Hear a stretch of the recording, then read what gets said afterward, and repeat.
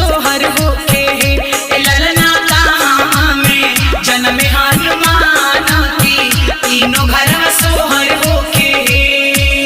Music by मुन्ना राज।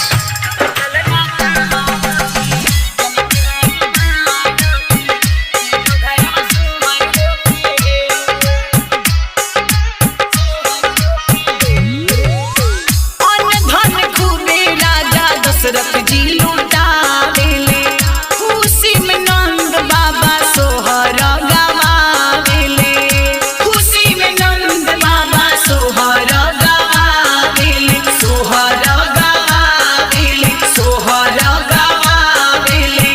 अन्न धन खूबे राजा दशरथ जी लुटावेले खुशी में नंद बाबा सोहर गवावेले। नीतू कश्यप सोहर गावेली गाई के सुनावेली है, नीतू कश्यप सोहर गावेली गाई के सुनावेली है।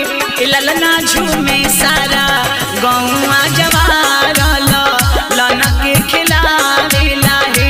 ललना कहाँ में जन्म हनुमान की तीनों घर में सोहर होके। राज स्टूडियो स्टेशन रोड सुगौली।